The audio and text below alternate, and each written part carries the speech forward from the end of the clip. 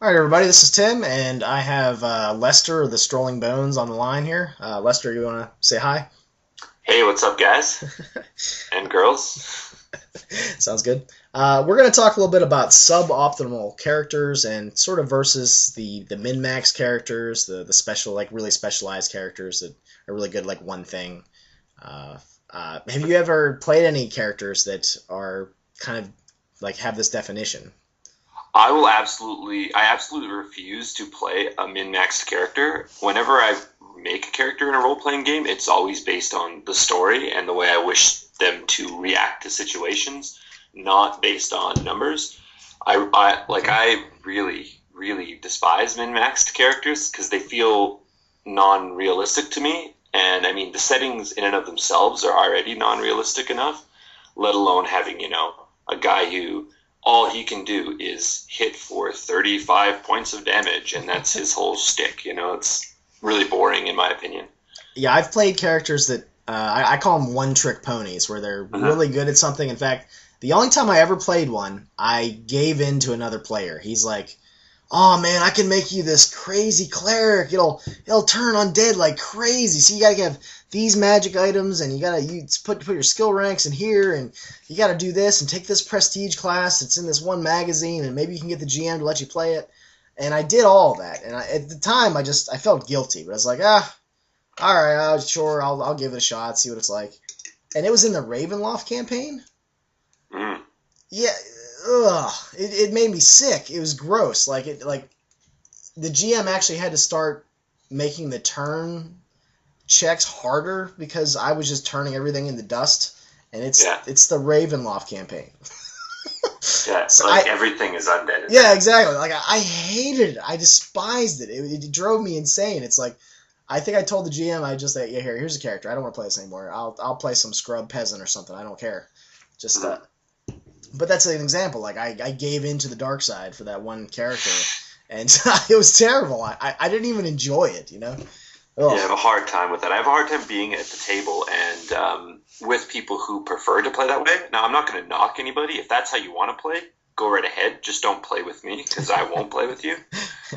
Because, like you said, it's just it gets to a point where not only is it unrealistic, but it becomes unfun for the rest of the party when you've got one or two characters that just shoulder the whole load, and then they only want to get into situations where their skill sets will be useful, and that tends to lead away from the other players being able to use their skill sets, at least in a balanced sort of way, if that makes any sense. I think so. I think there are some other viewpoints where the D&D party has everyone has their different roles or whatever, but I've never been a fan of party balance. I've never cared. When people show up, it's like, what do you want to play? I don't care if there's three. I don't really care if you're all clerics or you're all rogues or whatever. Whatever you guys are, I'll roll with it. Just play what you want to play and don't worry about, oh, we don't have any, wizardly magic or, what are we going to do about healing? It's like, well, when we play, we'll cross that bridge when we get there. Yeah, exactly. So Well, as a game master or narrator, I like to actually have my characters build or my players build their characters, and then I shoehorn the campaign around what they've chosen. So if they all want to be thieves, then I'm obviously going to make it a thief skill set heavy campaign, and that's how I prefer to play. Is I prefer to cater to my characters or to my players, and I don't know, I encourage them heavily. That's one of the main talks I have with them is my vehemency against my vehement dislike for power gamers. Just because, I mean, we're trying to tell a story, in my opinion. That's the whole point of role playing, right? We're there to have fun and tell a story. And, I mean, swinging your great sword and cleaving, the goblin in half is only cool 50 times. And then it gets really boring when you're like, well, let's go find some more goblins because my character's only good at killing goblins. yeah, And then that puts the game master at a quandary where he has to kind of cater to that. And I think the game master should be allowed to have just as much fun as the players because essentially he is a player just with more responsibility. I think some of these suboptimal characters are actually like more fun to play. I just enjoy them. I like having a challenge. People have said that I'm kind of a frustrated actor or whatever, but I like the idea of interesting characters characters that feel real or have flaws. I mean, I've got flaws. I think everybody has flaws, and I like role playing those out. I like trying to think of like my example for this kind of thing is I played a one-armed dwarf because I just decided I'm gonna play a dwarf that has one arm, and I made some backstory where there was like some accident, and I blamed my father for it, and we had like a rift in the family, and every time like something came up where I couldn't use my arm, like for instance, I'm holding an axe. I can't drink a healing potion unless I put my axe down first. Like every single situation in the game, I would curse my father, you know. And that's awesome. It was a lot of fun. I really enjoyed it. Things like climbing rope became a real bitch.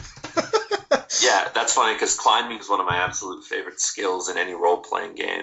That's how I gauge if a role-playing game is good, is how they handle climbing. So, like, computer games, in my opinion, will never, until they make it so that you can climb, they are not perfect role-playing games. People talk about how Baldur's Gate was such a great game, and it was, but I was just so frustrated. I was like, but I want to climb on the table and throw the tankard at the guy.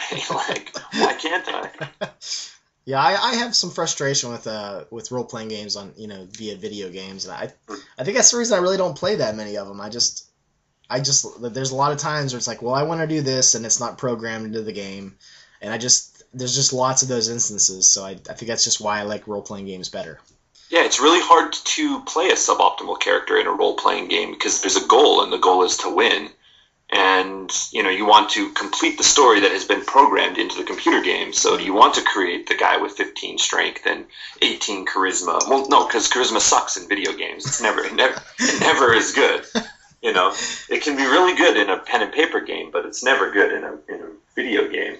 But I like to play suboptimal characters myself too, having flaws, picking a race that is going to be looked down upon by the majority of society, so you have to overcome that obstacle, or making him exceptionally pudgy so that when he has to squeeze through a tight area, he has a really difficult time doing that, or whatever. Like, I like to create characters that have character, like you said, not characters who have numbers that are optimal for whatever, slaying giants, or even I like climbing a lot, but I'm not going to create a character who is always going to succeed at climbing. Yeah, because failure is interesting. If you succeed all the time, there's no, I don't know, there's no low to go against the high. If you succeed, it's just, I don't know. I got really bored with turning undead. In fact, with that one character I played, I just stopped doing it. Yeah. It's like my character attacks with his mace, and my friend was looking at me like, "What's wrong with you? You should be, turn him into dust." It's like, I don't want to. It's boring. Yeah, I've already done that 50 times. 50 times is my max. It's like when I was playing Dungeons and Dragons, the 4th edition. The last time I played it, I had this guy who's a local game master, and he encouraged us. I was running a D&D 3 game, and he was running the 4th game to see which one our group liked more. Okay. And it all ended up falling apart in the end anyway, but I played this character, and I was an invoker, I believe, some Astral Diva invoker. I don't know, it's in one of the 50 players' handbooks that they've already released for 4th edition. Gotcha. But I remember because the abilities in that game are very specific. You've got like Sunstrike, deals 1d6 points of damage, and I just found myself constantly stroking my rod and saying Sunstrike, and it just didn't feel very real or pliable to me. It was just very mechanical, and I see. I don't like a role-playing game is fluid like a river. It's not mechanical like a clock, like there are mechanics to make it work, but I like the way you've been talking about basic role play and like rules light play, and I'm a big fan of that. Like, I'll always err as a game master on the side of making the story fluid as opposed to jumbling it up with rules, I really like that. That is a good, strong mental image you just gave to me about, when you say clock, I'm picturing like one of those old clocks with gears everywhere, and you just like spin it around, and it's not oiled right, so it's like grinding. And then you picture the river, and it's like, serene, just kind of flows. There might be some, like rocks that it moves around or something like that. That was just a very cool mental image you just gave me there. That was kind of awesome. Yeah, so thank you. Well, that's how I see it. I mean, sometimes a rock's going to fall into the middle of your role-playing game, right? Yeah. But the river will flow around it. Whereas if you're if you're too caught up in the mechanical aspects of it, it's just going to fall apart and break, and everyone's going to be pissed off, and you're not going to be able to tell the time. So yeah, that makes me think like, okay, well, this, I don't know this one rule, so that's like one of the gears in the clock, and then it just stops moving, and then you're like, oh, I got to look up that rule, so you're fumbling through the book, It's I don't like to look in the book if at all possible, unless there's like some spell or some I don't know, maybe some details. here will be my Warhammer plug for the day. That's why I like the way a lot of people have complained about the third edition, how they went to cards, and people say it feels like a board game. But actually, I say on the contrary. I've never played a role playing game that is like you said. You know how we were talking earlier, and you were talking about the one true way versus the toolkit. Yeah. I've never played a one true way game that was so geared towards role playing. All the rules are on cards, so you never have to look through a book. The onus is on the players to know their abilities because they're right there in front of them at all times. And I mean, you never have to flip into a book if you don't want to. It's pretty sweet. That's actually, yeah, wow, that's interesting. I never would have thought that. I haven't actually got to play it yet, so that's kind of interesting, because it's right in front of them. You don't have to flip through a book. It's just right there on the table. So, that's interesting. It is pretty interesting, but I like that. Much like we were just saying, I much prefer rules light, because I'd rather the story just keep going, and who cares if we missed our save percentage was off a little bit on that, I mean, 9 out of 10 times, I err in favor of the players, so it doesn't really matter, Like, normally if I end up looking back to see if I did something right in a game, it turns out, well, if I had done it differently, chances are the characters would have been hurt by that, so... I'm not going to hurt my characters unless they make a really bad decision. It basically is how I go about it. I see. Or if they're one-trick ponies, then I will constantly throw things that are completely polar opposite from what they're good at them constantly, so that they have to actually role-play around it, Yeah, I see what you're saying. Like, you didn't take tumble. You didn't take swimming. Oh, man, it sucks for you. You didn't take any diplomacy. Exactly.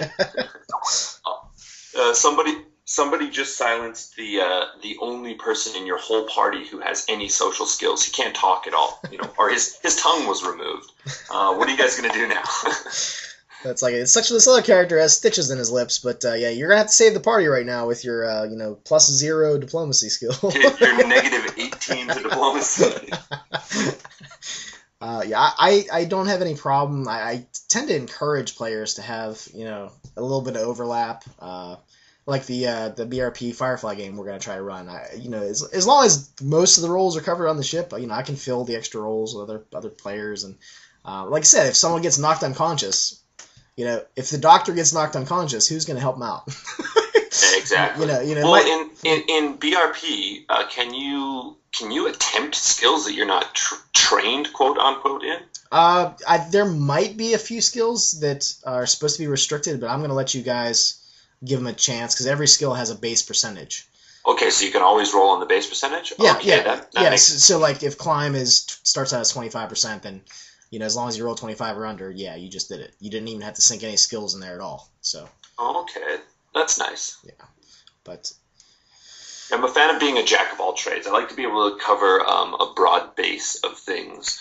I mean, I usually never create completely squishy characters that are going to die in combat. I want to, in the future, create like Scholastic type character who has absolutely no combat skills whatsoever, but I have been known in the past to create suboptimal characters, if only to find out how they would die.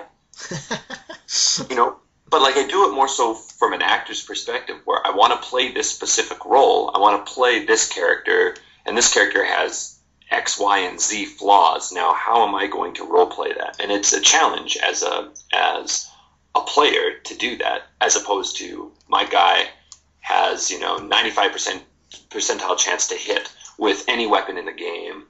Let's go fight. I want to kick the door down and fight. And I mean, I'm just as big of a fan of social role playing and investigative role playing as I am with the combat. Combat can be fun, but I think that that is too heavily focused upon by most people who are getting into role-playing games. They take too much of a Diablo approach to it, you know? Yeah. Huh.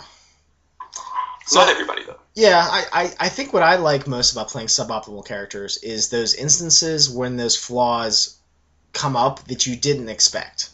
Yes. Like that climbing thing I was talking about with that one-armed character. That really sucked.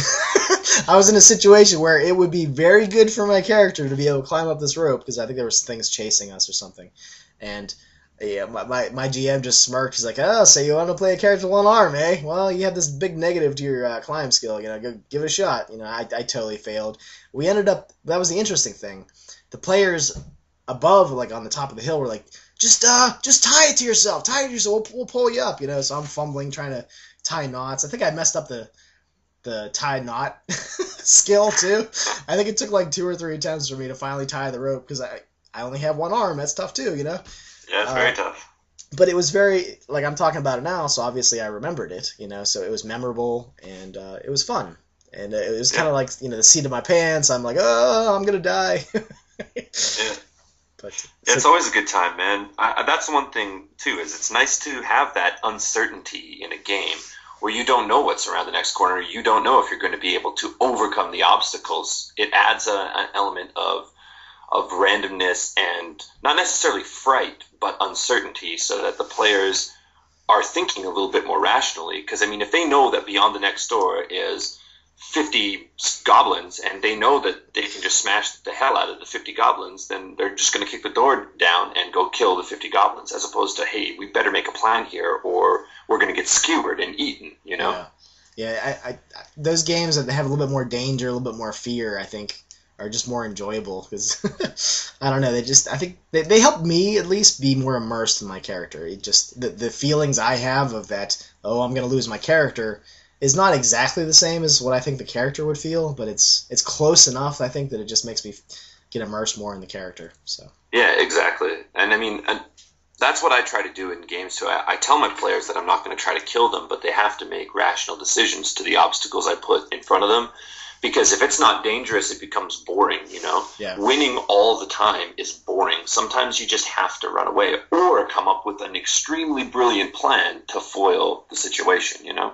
And like we said earlier, failure is memorable. It's fun. It makes you make different decisions. The consequences of failure are sometimes just more interesting. It's like, oh, well, we messed this up really, really bad, or you know, we did this adventure, and at the end of the adventure, we unleashed these horrible monsters into the wilderness, and now those horrible monsters are attacking all the villages. So, yeah, that wasn't so good. We should go fix that. Well, yeah, you definitely learn more from your mistakes and from failure than you learn from success, because, I mean, what can you learn from success? You won, so okay. I mean, you get experience for winning, but if you fail, you're going to, if you ever come across a situation that is similar, you are going to make a different decision, right? You've learned. You're going to try something new. That's true, yeah. So, I mean, I encourage that. I try to tell my players to not get discouraged if they do end up failing, because, you know, chances are I'm not going to kill them unless, like I said, if your one-armed dwarf wearing full plate mail armor jumped into a fast-flowing river, well, I'm probably going to kill him. I'm probably going to be like, well, I can't see how you can survive this, so... Yeah, I would never do that. Well, yeah, I know, but I'm just, you know, that's just an example. And I mean, a lot of players who don't play, they play like I was saying, they play the clock instead of the river. Yeah. I find that those kind of players don't think very rationally about certain situations because they have only created their character for very specific instances. Yeah, that would be really, really bad. It's like, I got one arm, and I'm essentially wearing lots of metal, lots of heavy metal on my body. Yeah, I'm going to sink like a rock. You know, I would never, unless there was like, maybe I was given a choice. It's like, okay, there's a dragon behind you and a river in front of you. Okay, I'm going to jump in the river. You're being chased by a whole bunch of one-arm hating elves. One-arm dwarf hating elves. It's like certain death and, well, certain death kind of maybe I'll roll high on my swim check. Yeah, exactly. You get massive penalties to your swim check. You have a 4 percentile chance of succeeding, but you're going to die if you don't do it. Yeah, that would probably be the only situation where I would jump into the... And I would never put a player in a situation like that where it's like, okay, you choose certain death or 4 percentile away from certain death. Yeah, that would be kind of a dick move as a GM. Unless, of course, they were highly min-maxed character and constantly pissing me off at the table. Then I may do that, but I try not to. I try to be as non-heavy-handed with my players as possible, because the whole idea is to get together and have fun, right? Yeah, you really don't want to beat up on your friends and make them hate you and all that stuff. But you want to get together, have a good time, and I don't know. Another thing I was thinking about sort of min-max characters is they're generally only good at like maybe 1 or 2 things, and they're really good at that stuff. And what I found is people that play those characters, when their thing isn't happening at the table, they're kind of bored, because it's like, yes, what are they going to do? It's like you said, they got that +0 skill check or whatever, and they're like, so they'll be like reading a book or going through their cell phone or something, or not really paying attention, or you'll have to describe something 4 times to them before they actually get it. Yeah, I've had that experience quite a bit lately, but mind you, the players I've been playing with lately are not role players. They're like brand new to the hobby. Yeah. So I've been trying to explain to them certain things. Like, I really, really don't like it when players aren't involved, because it frustrates me as the game master, because my job is to involve them. And then if they just sit around and I'm trying to engage them and they're not engaging me back, or they have created a character that pigeonholes them. I had this happen to me the last time we played D&D. I was running a 3rd edition D&D game with the people. Like, we all worked together at this place in town. They found out that I was a game master for role-playing games, and one of them was really into WoW, and he really wanted to give D&D a try. He'd never played it before. That sounds good. And so he convinced every single one of the other people we worked with, my girlfriend included, to play and to have me run the game. And so we'd had a couple experiences. I tried one set of characters, and it didn't work out because I didn't kind of express what I expected at the beginning, and I didn't kind of give them a crash course in how to play and what mattered when, kind of thing. Yeah, that's tough to, when you're training new people. There's a lot of assumed things, like, I don't know, it can be really tough to start a whole group. If you just have like 1 or 2 people that are new into like an already established group, I think that's easier. Yes. But everyone new, that could be quite daunting. Yeah, it was quite hard. And then I didn't do the, basic role-playing 101. Here you guys go. You've got these stats. I mean, in D&D and in most role-playing games, your characteristics bleed out into all your other abilities. Yeah. So, I mean, and it's really intuitive. If you're trying to charm someone, you're using your charisma skill, but I didn't do that for them. So the second time, we made a second batch of characters, and I explained it to them. The first session was really just sitting there and explaining how to roleplay and how to utilize their character sheet and their character to the best of their ability. But I had a guy create a character who was that type of min-maxed. He basically pigeonholed his character into a situation where he was very limited to what he was good at, and not only skill-wise, like mechanics-wise, but story-wise, he was very insular and removed from people and all this. He was a druid, and he played him to a point where he just wouldn't interact with the party, and that totally ruined everything, right? Yeah. And that's why it ended up falling apart. It's because he wanted to play a specific character, but then that involved me constantly making him the focal point, which then bored all the other people around me. Yeah, it sounds like he was like a very loner sort of PC character. Yeah. He's like, oh, okay, well, you have here's like 4 choices this way with everybody else. Okay, I'm going to take the 5th choice, which is over here behind this tree. Yeah, I'm going to climb. Literally, there was one instance where he was trailing the party. He was following them from behind him. They were making their way away from this brawl that they had started in a city and barely managed to escape. They're making their way through a forest. We were in Faerun, and he was following them from behind, and then they kind of got into an encounter with the elves that lived in the forest, and he just went and sat in a tree. and just sat there and observed, and then wondered why his character wasn't really getting to do anything. Like, I didn't even allow him to roll initiative because I'm like, you're too far away, and they're actually in a combat, pretty much. Which Yeah. and it ended really quickly because one of my friends was playing a gnome who had high charisma skills, so he charmed them into not killing them.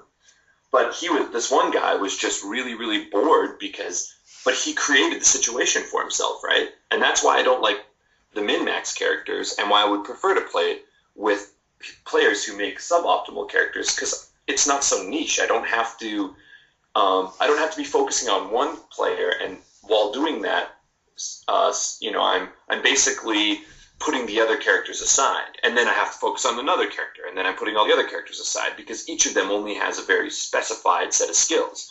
I like it to be like, okay, well, the whole party needs to work together in order to accomplish this. Because there's nothing I hate worse, being a game master, than having players yawn at a table or play with their cell phones.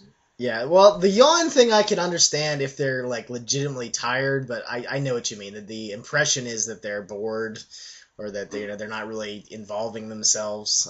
That's the thing. If they yawn and aren't involving themselves, obviously people get tired, and especially when you've played for 5 hours, I can understand. But as a player, I like to, I will remove myself from the table before I'll yawn. I'll go to the bathroom break or something like that, because I know what it's like as a game master, feeling that pressure, being like, okay, well, am I involving everybody? Is everybody interested in what they're doing? And I find that to be really hard when there are min-maxed characters at the table, especially if you have one who's like totally a social character and then the other one who's totally a combat character, because, one can't do anything in the one situation and vice versa, Yeah, I think a bunch of, like, well-rounded characters, or just characters that have just different areas of, not really expertise, but just some skill. It gives them a chance to roll and participate. And I always tell people, too, it's like, in my games, even if the system itself doesn't allow you to talk as a free action, I usually let that happen, because it's like, why, I want people to communicate. I want people to get involved, and even if you are that min-max character, who's saying you can't talk? Talk, yeah. Involve yourself. If, like that guy that sat in the tree, he could have been in the combat, and maybe that's not his thing or whatever, but he could have been like, whoa, look out on the left there, or, maybe you guys should go around this way, or, just... Yeah, exactly, and something. Giving bonuses to them by warning them. Being like a cheerleader or something, like, oh, let's go, guys. Yeah, I'm all about that. I mean, it's obviously within reason. I'm not going to let them recite the entire Norse Eddas, I'm not going to let them, recite the story of Balder as a free action, but if they want to just say, hey, look out, or the archers are shooting at us, or whatever, Yeah, of course I'm not allowed to do it for free, Within reason, yeah. So if they're reading off large Eddas, that's a problem. Well, I got into that situation in that 4th edition that I was playing. I was playing this weird Astral Diva character who literally, I carried a rod around, stroked it, and had one move that I could do. That was the only move I could do, and then all the role playing was like, it kind of falls on the game master to provide the opportunity to role play, and it wasn't there at all. And I found that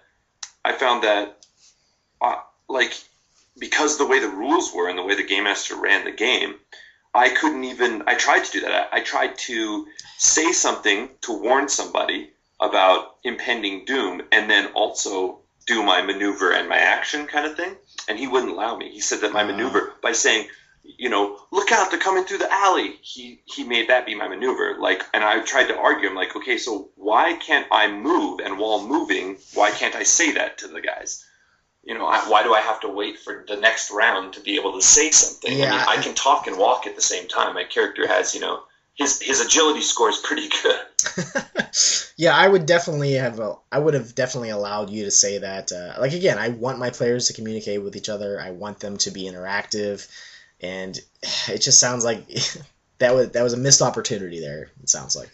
Yeah, I just think the game master was too involved in the rules. Once again, too rules oriented, not enough story oriented. Whereas I'm completely polar opposite, and I can get kind of vocal when I'm playing. The last 2nd edition D&D game I had, I became a little too vocal, and they asked me not to come back. Now, when you mean too vocal, you mean like just being loud? Not being loud. I Okay. mean disagreeing with situations, or I guess being the game master in the game master's stead, because he was making terrible decisions, in my opinion. And I mean that I agree. I probably would have done the same thing to myself if I had been doing that. Like if I had been the game master, and my doppelganger had been there doing that to me. Well, I mean, I was just getting frustrated because the way that the guy was game mastering wasn't. It wasn't fluid enough for me, and then that kind of frustrated me because I was spending all this time, I was helping get people together to play the games, and I spent all this time creating this character and building a big backstory, and then the game master was way too involved in the rules of the system as opposed to weaving a story. He wanted to be very mechanical and follow everything by the book, and I don't like to do that. It's tough to be a player again when you're used to being a GM. I call that GM disease.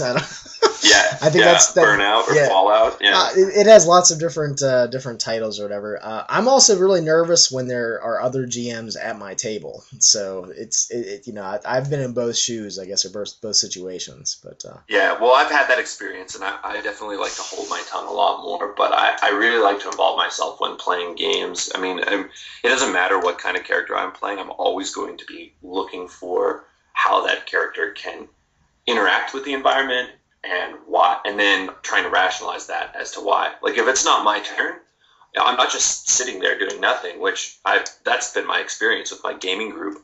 All but my girlfriend and one of my friends who has had a little bit of experience playing. We brought him in when we started playing Warhammer, and he has a bit of experience role playing, and he's also an actor. So that really helps a lot. Yeah, the way he plays, right? And I don't even know where I was going with that. I have a really bad short-term memory, but he's really helped, I guess, the situation because we're trying to tell a story, and it makes it fun. Okay. Well, we've actually gone over the half-hour mark. So, do you want to say anything in closing, or just any final thoughts? Don't min-max, guys. Make a story. That's what we're doing, right? We want to sit down, and you want to make sure that, I mean, when you're making your character, you should be thinking, how can I make this character interesting not only for me to play, but for the other players to interact with, and for the game master to build story around, and B, you got to rationalize why you're picking these stats for your characters beyond, well, it's really good to have an 85% chance of, tying a knot or whatever. Yeah. I just think interesting and unique characters are just more fun to play, and like we were saying, just one-trick ponies and min-max characters. I don't know, you're going to be bored every instance that your special ability isn't actually being used. So I guess that's my final thought. I agree with you wholeheartedly, Tim. All right, Lester. Thank you for this little conversation, and I will, I guess, talk to you soon. Yeah, thanks a lot, man. All right, see ya. Peace. Bye.